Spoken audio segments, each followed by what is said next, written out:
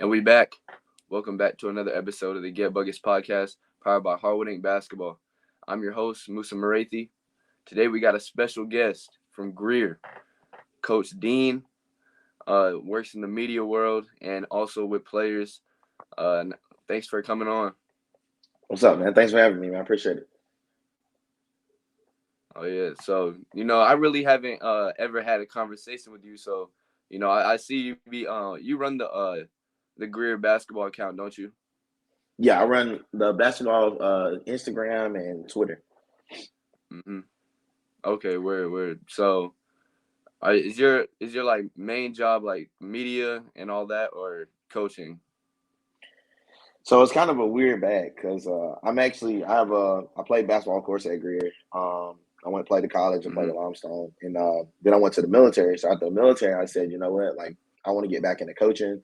I was living in Philly at the time, Okay. and I was in school for broadcast media.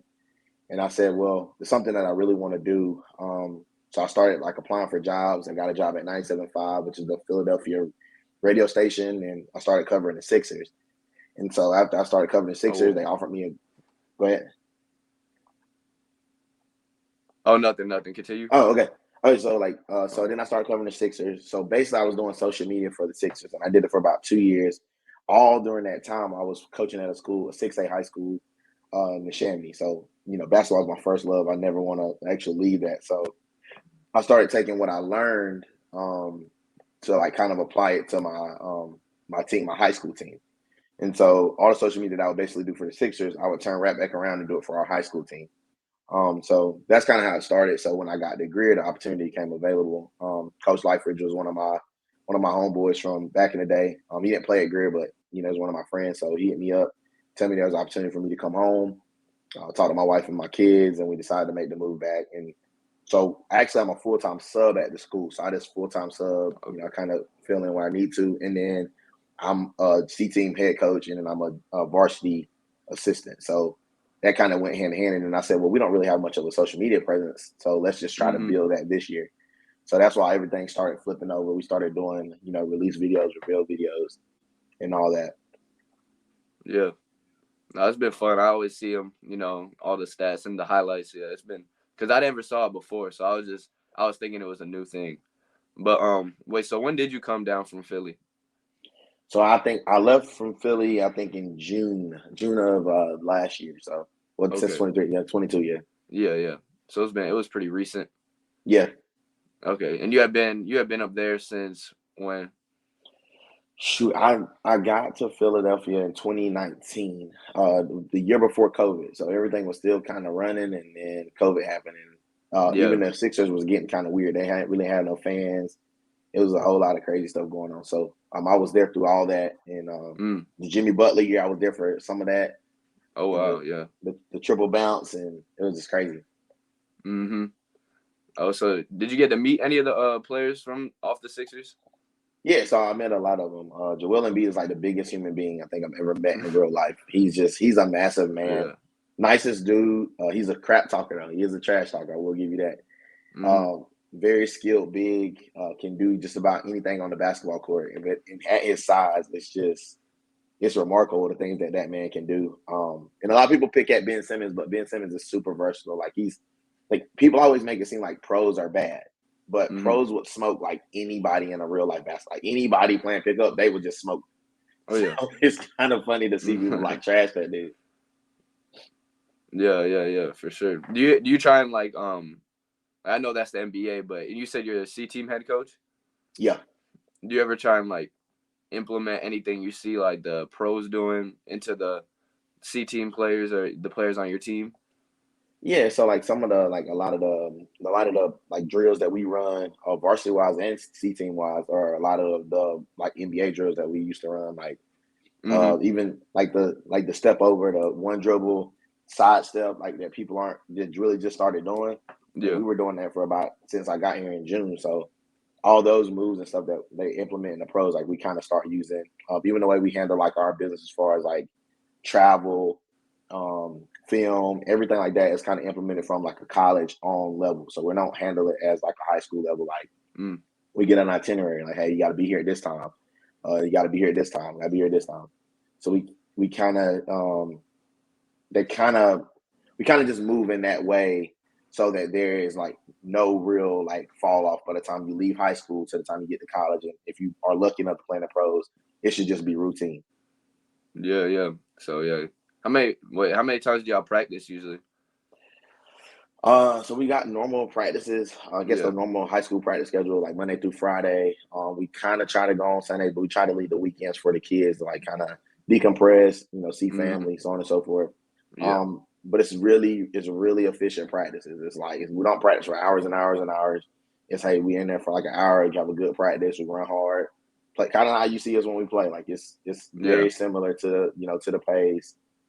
We're led by Braden Lights is kind of the vocal leader of that team, him and Traylon Johnson, and we're very lucky to have guys that have been on the varsity for so long. Like we're Yeah. extremely lucky. So our younger guys are just watching that, and that becomes like the culture here.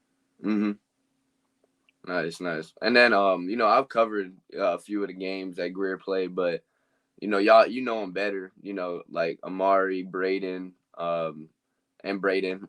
You know them better. So I just want to Yeah. hear like, what's your personal experiences with them in the locker room? So it's kind of weird. So like we have like a core four. That's in our group text. That's what we call them, a core four. And our core four has been varsity. They have the most experience on varsity. I think Braden's been on there. I think Lice has been on there since he was a freshman. So Hmm. he's been through the kind of all the hard stuff, all the good years, the year that they had Jaleel. So he's kind of seen all of it. Him and Trey and BD, they've seen pretty much everything. So I think from my perspective as their coach, you don't get a much better extension of our coaching staff than Braden Lights. Like he knows all the plays. He knows exactly what we're going to get into. He knows all the Hmm. hand signals. So a lot of times when we're trying to get into something that we want to run, the best thing to do is to tell him, and he's going to disseminate to the rest of the crew. Um, Traylon's more of the emotional leader. Like if he's going to get downhill, he might not lead you in scoring, but he's going to be the guy that you're going to put on the best player. He's a kind of hard nosed guy. Braden Dura, like he's a rim protector. Hmm. He's kind of a finesse dude, but he's got a little bit of a mean streak, so he's going to create a lot of mismatches. Basketball wise, he can step out and shoot three. Yeah. And of course, they all got something to work on. And then, of course, the baby boy of the group, but I don't think he's a puppy anymore, is Amari. He's pretty thorough. He can score at all three levels. Extremely intelligent when it comes to basketball. And the scary part about it is he just started. Like he's only a sophomore, so it's like Hmm. seeing where he was last year. I think he averaged 9. I think he's averaging like 21, 22 right now. So that growth, if that's any indication of what he's going to do for the next couple of years, we're extremely happy with the group and how they've gelled and kind of come together this year. Yeah, yeah, for sure, for sure. And I was gonna even ask, like, you came in June, you said, of 2022. Yeah, I came right in summer league and summer league, and we started going to summer camp and all that. Okay, so like, last year I would consider that a down year. Y'all, or they struggled a little bit. And Yeah, what was their just mentality from last year, where when they had guys like Mark Frazier, going into this year? I think they just grew up a little bit, and I don't say that to be mean, but like they were younger. Like Mm-hmm. you're older. Like you're a junior now. So Yeah, if I take freshman Musa or I take sophomore yeah, Musa and I put him up against junior Musa, like that guy's gonna know more. He's gonna know how to get to his spots. He's gonna know, hey, this is probably a bad shot. Last year this was a decent shot, but this year this is a bad shot for me to take. mm-hmm. So as you get older, I think those guys are a year more playing with each other, a year more in our system, in our offense, a year more to the buy-in of what we're doing. And they're a year away from like they didn't have a great year, so nobody wants to repeat that. So Yeah, I think that's just more their will. It really ain't got nothing to do with us as coaches, but it's more like they don't want to have a year like that. They see their potential and they want to maximize the time they have together because you only get to play mm-hmm. with these guys for a couple years, so you might as well make the most of it. Yeah, yeah, for sure. And I was like, because a lot last year, what I was talking about, just like their region, Wade Hampton did pretty well Oh yeah, in East Side.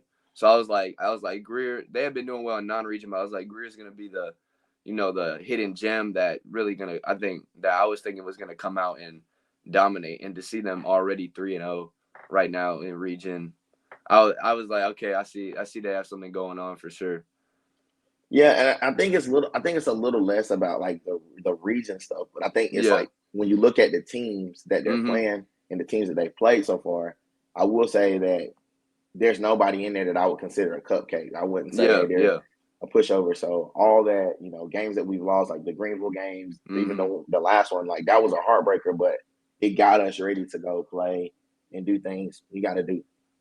So we're just in a spot now where we're in region play. Those games mean a little bit more to what we're trying to do, and we're trying to actually get to a point where, um, you know, even though it's region play, like we're going to play the same. Like we're not going to change up what Mhm. we're doing. Like we're just got to keep the same, and because we can't play no other way. We can't play like Riverside. They are very structured. We can't do what Yeah. Eastside does. We can't play like Wade Hampton. We have to play like Greer. And Greer Yeah. basketball is what you've been seeing so far. So I would say, yeah, like I agree. Like I thought that we would be decent. I thought that we would have a chance to um, be better than we were last year.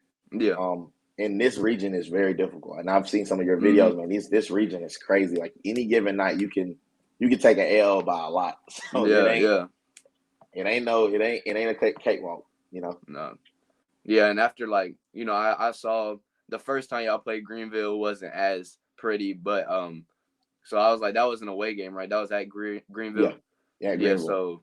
so I was like when y'all played at Eastside the other night, I didn't I know Eastside had lost the game before, but I just knew y'all played better at home. It seemed like so I didn't know how y'all would do, but at least that one y'all were able to learn from the Greenville game. It seemed like, and at least go into another gym and get the job done.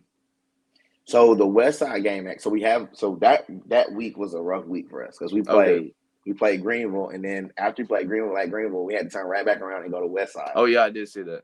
So we went to West Side, and that was like a barn burner. Mhm. Went down to the wire. Really great team. They're just dogs, man. So like just kind of seeing how our guys kind of like how they kind of like took that stride, like took that loss and kind of harnessed that energy from the couple nights before and Mhm. went in the West Side and picked up a win was great. So when you go into places like East Side, where it's hostile environments, a lot of people, small gym, compared to we're playing at Greer, it's just a lot more. It's a lot more emotion. So like our region, like I said, it's full of dogs, it's full of like Mhm. great coaches, and it's full of like atmosphere and like student sections that are crazy.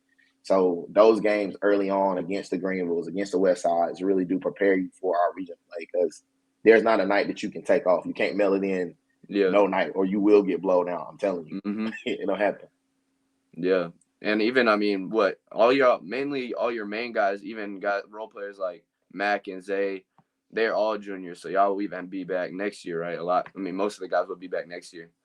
Yeah, like it's kind of weird because like I don't I don't look at them like they're kids. Like I don't look at them like, oh yeah, they're young. But like when we're having Mhm. conversations with them, sometimes it's like, okay, dang, like this ain't the end of it for y'all. So Yeah. Yeah. it's a great time to be a jacket. It's a great time to be in the program because there's a lot of younger kids, and even in our JV and freshman teams are full of freshmen. So like Mhm. we're really really young. So there's a lot of hope and a lot of promise out there, and there's a lot of guys sharper than iron. So yeah, with guys like Matt coming off the bench, like every time he shoots the ball, I dang gonna stand up. Just because I just think it's going in. He just got that confidence. He's a hard nosed dude. Yeah. Um, I know I'm forgetting somebody to mention, but these dudes they're like I love them. They're my boys, man. I'm having fun with them. We're doing stuff every day. We're finding new content, even if it's just something in the locker room or whatever. Mhm. So I'm taking what they want to do because they've always wanted to have more of a social media footprint, and we're showing it to the world. Like we have great stuff going on at Greer because you're at GMC, so when you're from Greer, you kind of get hit in between Greenville and Yeah. Spartanburg. Mhm. So we got to do something to highlight what we got going on, and I'm proud of our guys and how they responded, and just the Greer how the communities come out to support them and everything. Yeah, no, it's definitely been dope because yeah, like last year I felt like there was no coverage on Greer. Like Yeah. even though it was a down year, it was like really nothing you could find about him. So just being able to see, yeah, it's always good to see, and the players of the games and all that. That's where I really get my stats from a lot of the time. I be Don't go, seeing. don't trust Huddle, brother. I'm telling you, trust Huddle, it's gonna leave you like missing like 4 or 5 points. It's Yeah, yeah, So you really got to do your research, but I'm like I said, I'm very excited about the year we've had so far, the year we're going to continue to have, and I'm excited to see what the region does. Like I'm just as much of a fan as like anybody else because tonight my nephew plays at Bowling Springs, so I'm gonna go check Mm-hmm. out my nephew play against Wade Hampton tonight. But I'm just as much of a fan as these other teams in our region as anybody else. Like I go to the games, I know the Mm-hmm. players, I'm looking forward to it. The big matchup next week with Wade Hampton and Riverside. Like Oh yeah.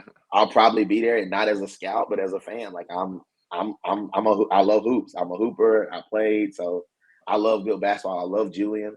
He's one of my favorite. I guess if I had to pick a favorite player in every region not on Greer, it would probably be Julian. Yeah. Just coming off an injury like that, and like still trying to be really, really.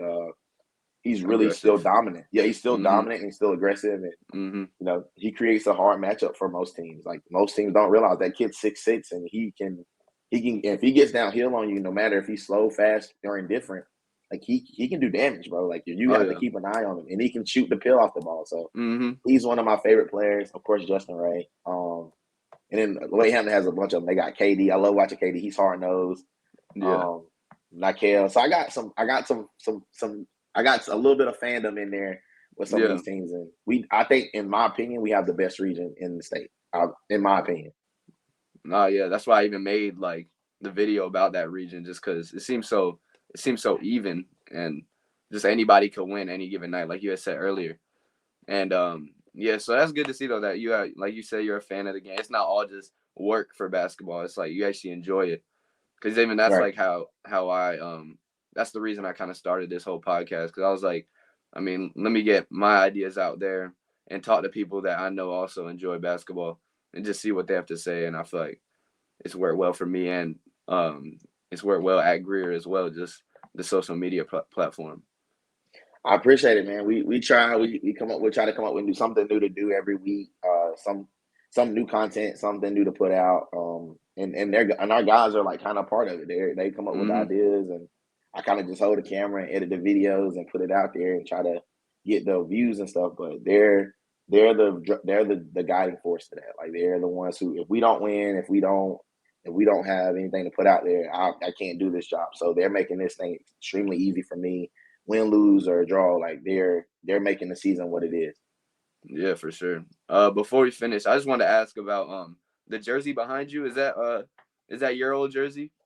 Yeah, so that's one of my old jerseys. So I'm a part of the 2005 state championship team that won at Greer. So I'm a part of that team. And then my little brother is Chris Dean, and he's a part of the other state. Well, he's not. They didn't win it, but they went to the state championship in 2009. And our Mm-hmm. dad was 1978, and they won the state championship. So, but definitely Greer family, big Yeah. Greer family, basketball family. And then of course I got a nephew that plays at Bowling Springs. He's a freshman. He plays varsity over there, so we go over there, try to catch him and check him out too. So basketball Yeah. family, we just love hoops, man. Yeah, yeah, no, that's dope. But yeah, I appreciate you coming on. It's been fun talking to you and just dissecting everything For sure. Greer. Mhm. Yeah, everything Greer, everything Greer. Mhm. So if you guys get a chance to come out and check us out, man, got a bunch of games this week. Friday, Saturday we play Burns, and then we turn Okay. around that next Tuesday, and we got the battle of Greer where we got to take on Riverside. So Yeah. it should be fun. Gonna be lots of people there. Come out, like the kids say, pop out. Mhm. Like, pop Yeah. out, show us some love, man. And we'll love to have you guys in the house. I appreciate it. Yeah. All right. All right. Yeah. I'm gonna definitely try and come to that Burns game though, cause yeah, that one seems Burns. They're also a tough nosed team in Oh yeah, 5A. Oh yeah. oh yeah.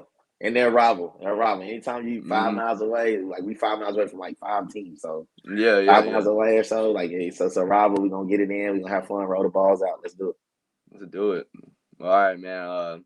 Hope you have a good rest of your day. But thanks for copping on though, for sure. For sure, man. Take care. You too.